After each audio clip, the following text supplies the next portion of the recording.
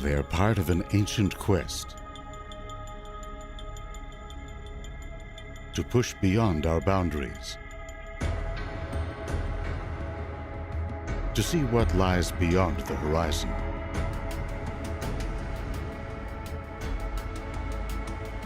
Now, tens of billions of kilometers from Earth, two spacecraft are streaking out into the void.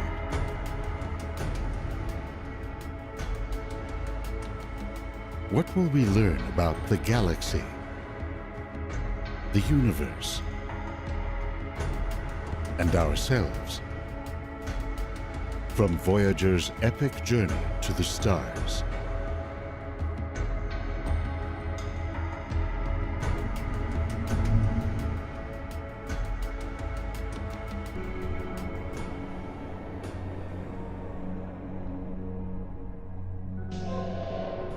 December 19th, 1972.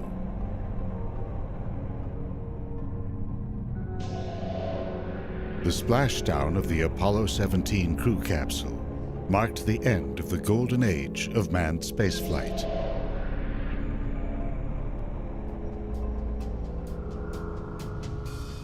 The Mercury, Gemini,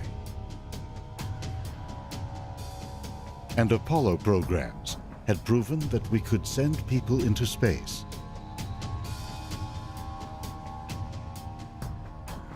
To orbit the Earth.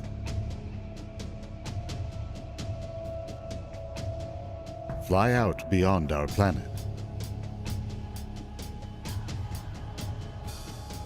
Then land on the Moon and walk among its ancient craters.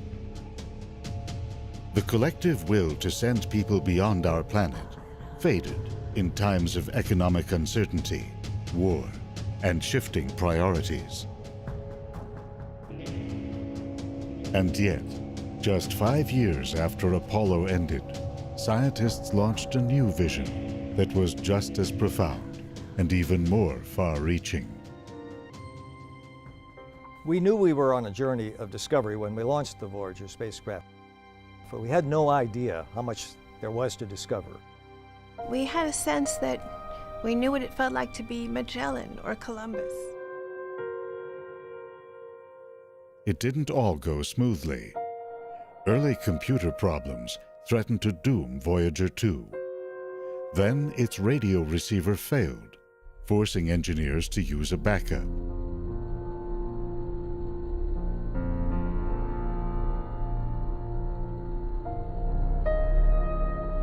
Now, after more than 3.5 decades of successful operations, the twin spacecraft are sending back information on their flight into interstellar space. Along the way, they have revealed a solar system rich beyond our imagining. Time after time, we're surprised by seeing things that we had not expected or even imagined. Volcanoes erupting from a moon isle. The possibility of a liquid water ocean under the icy crust of Europa. Titan, where we found an atmosphere. Uranus, small moon Miranda, which had one of the most complex geologic surfaces we've seen. Even at Neptune, Triton, 40 degrees above absolute zero, even there were geysers erupting.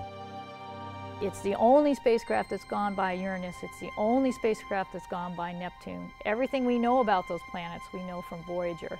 To see those first pictures coming in from the outer solar system, for the first time, what had been a point of light in the sky was a place. The journey was made possible by a rare alignment of the planets, a configuration that occurs only once every 176 years. That enabled the craft to go from planet to planet, accelerating as they entered the gravitational field of one, then flying out to the next. The Voyagers carried a battery of scientific equipment to collect data on the unknown worlds in their path. That included a pair of Vidicom cameras and a data transfer rate slower than a dial-up modem.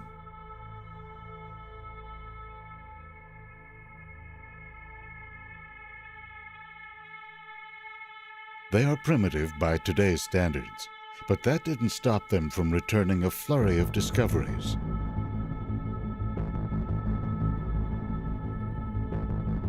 On Jupiter's moon Io, Voyager's cameras spotted 9 erupting volcanoes.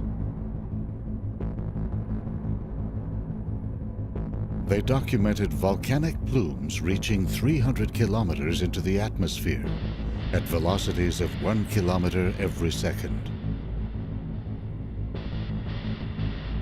Almost 2 years later, on November 12, 1980, Voyager 1 sailed down to within 124,000 kilometers of Saturn's cloud tops. That's 1/3 the distance between the Earth and the Moon. It found that Saturn's atmosphere is almost entirely hydrogen and helium. It is the only planet in our solar system that is less dense than water.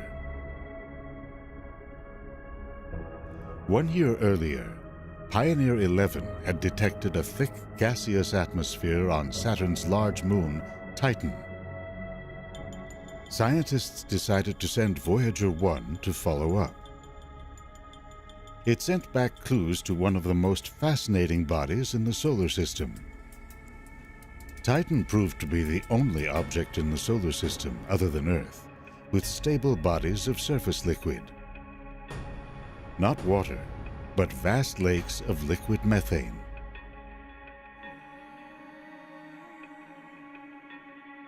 Scientists could have chosen to send Voyager 1 out to Pluto, but Titan was more promising scientifically. But that meant its grand tour of the outer planets was over. Voyager 1 headed north, above the plane of the solar system. 5 years later, and over 1.5 billion kilometers beyond Saturn, Voyager 2 reached Uranus.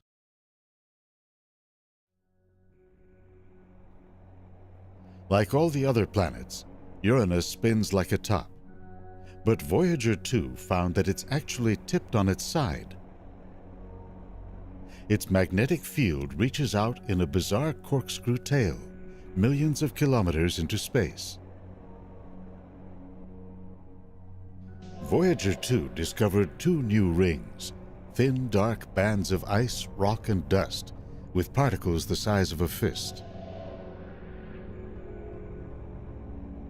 Although the craft discovered 10 new Uranian moons, the most eagerly anticipated event was a close encounter with Miranda, perhaps the most bizarre object in our solar system.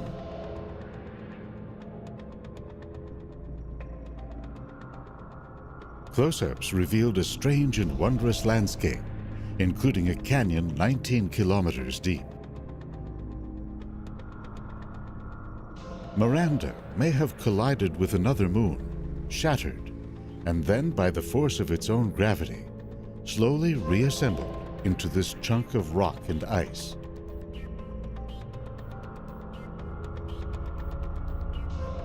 After 12 years on the road, Voyager 2 now sped toward its rendezvous with Neptune.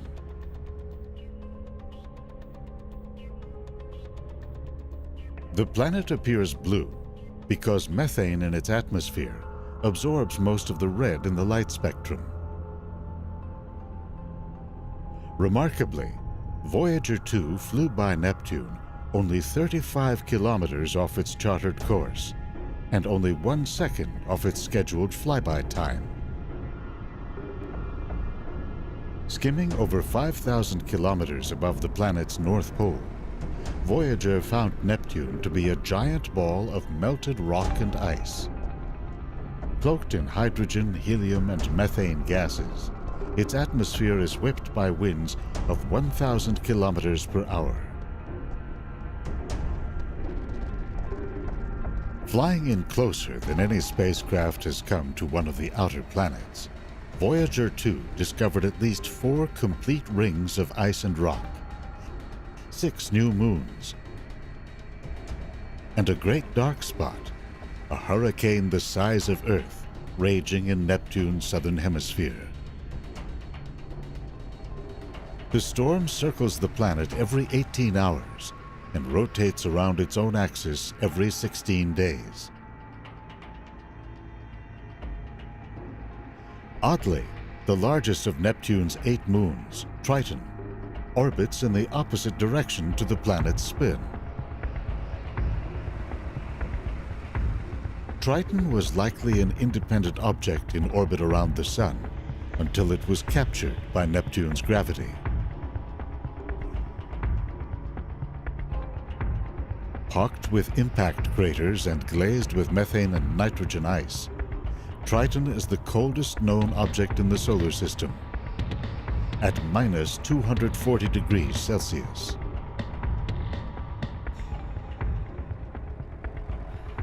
On its surface, scientists saw jagged mountains, high cliffs, and frozen lakes. The most bizarre discovery was the presence of icy geysers with plumes reaching 160 kilometers downwind. Leaving Neptune, Voyager 2 snapped one of the most remarkable pictures ever taken. Neptune and its cold moon Triton, framed by the dim light of the Sun. Several years earlier, the Pioneer spacecraft carried a plaque illustrating the spin state of a hydrogen atom, a man and woman set against an outline of the spacecraft, and the position of the Sun relative to 14 prominent pulsars. The Voyagers brought their own message in a bottle, a disk encoded with images of life on Earth, greetings in 55 languages, a selection of music, messages, and natural sounds. And here was this Noah's Ark of human culture that was being sent to the outer planets and then beyond to wander in the interstellar darkness for 1 billion years.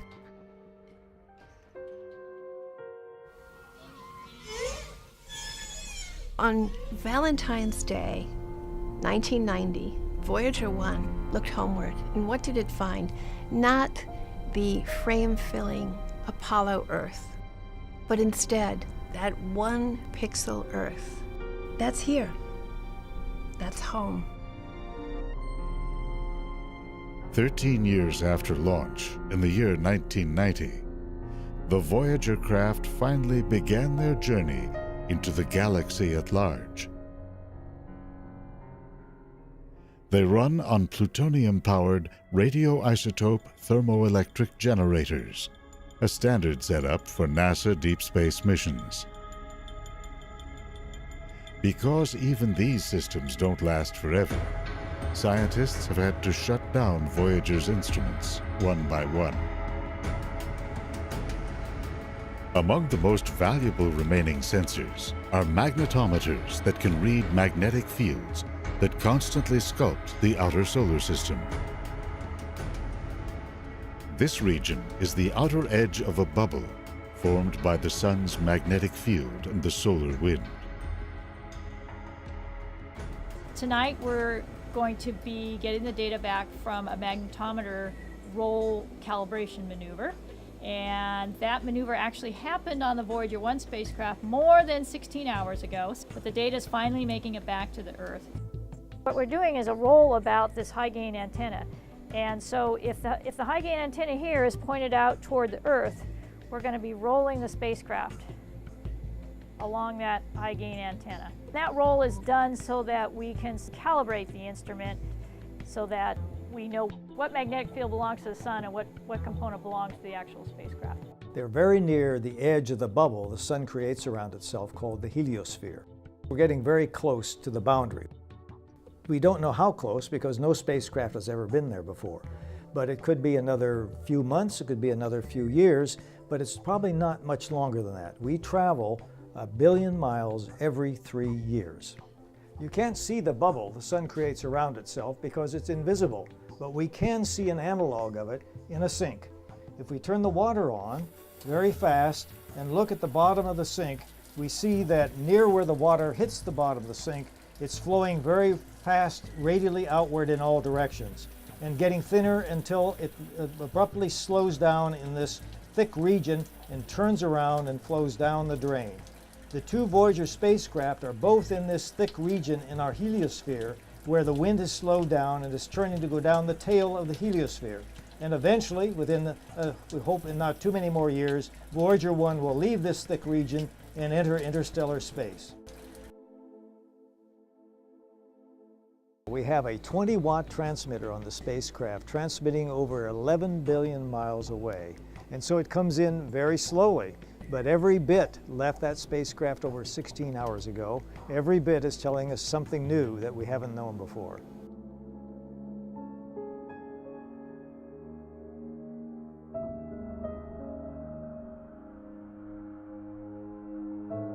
As the solar wind travels out from the sun, it pushes against the galactic medium and abruptly slows down in a region called the termination shock. Outside this is the heliosheath, where the sun's magnetic field is bent back by the interstellar wind. The sun's magnetic field spins in opposite directions on the north and south poles, creating a sheet where the two spins meet. This sheet gently ripples as it travels outward. When this sheet reaches the termination shock, it starts to compress like water waves hitting a wall. The Voyager spacecraft have now found that these stacked up ripples of magnetic field form smaller bubbles, shown here as a computer simulation. The discovery of this frothy character changes our understanding of how extremely fast-moving particles, called cosmic rays, enter our solar system.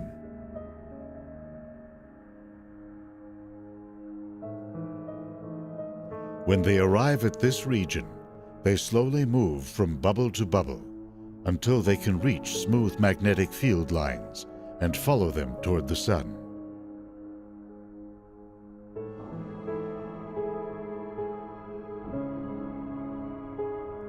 Recently, the twin Voyagers began their transition into interstellar space.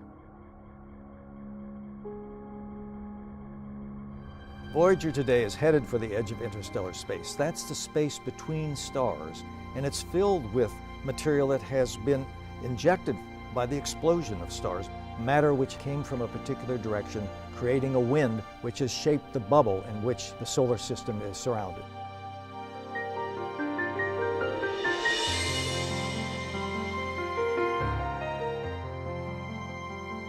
Since July of 2012, the solar wind has decreased, while the galactic wind has sped up. That places the craft in what scientists call the magnetic highway, where the alignment of magnetic fields allows particles from the sun to escape and particles from the galaxy to pour in. When either one reports a complete change in the direction of the magnetic field, that's when scientists will know that it has finally exited the solar system. Meanwhile, they're delivering a whole new view of the galaxy in ultraviolet light. From Earth, this light is normally blocked by the haze of particles at the edge of the solar system. Scientists are able to capture this light from other galaxies because their wavelength has been shifted slightly by their journey through space. Because ultraviolet light reveals the location of vigorous starbirth, it is providing a new window on the evolution of our galaxy.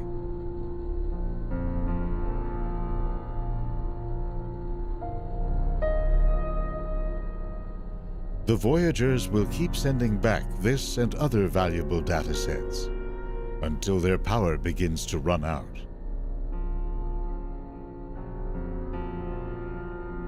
They'll finally go dead around the year 2025. Voyager 2 will be heading south toward the constellation Sagittarius. Traveling at 16 kilometers per second, it is expected to pass 4 light years from Sirius, the brightest star in the heavens, 290,000 years from now.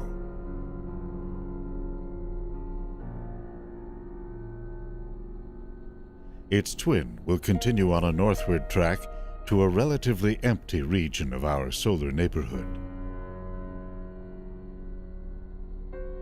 They will become silent emissaries from planet Earth, symbols of our boundless curiosity and aspiration.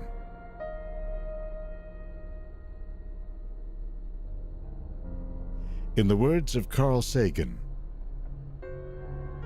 "These spacecraft have taught us about the wonders of other worlds.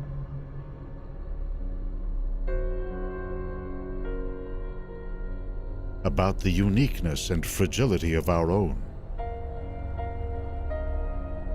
About beginnings and ends. They have given us access to most of the solar system, both in extent and in mass. They are the ships that first explored what may be homelands of our remote descendants."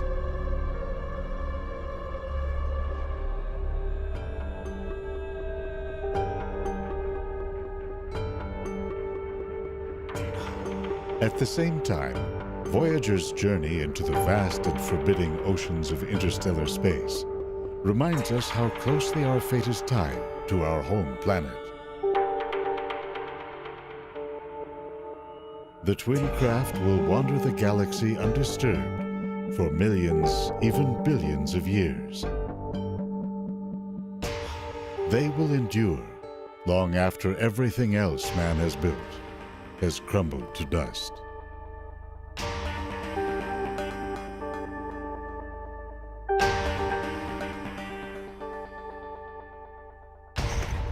Compared to Voyager, we are living on borrowed time. For mammalian species only lasts on average about 1 million years. Our ability to follow them into deep space will take a new perspective on time and distance, beyond the short years and decades of human activities.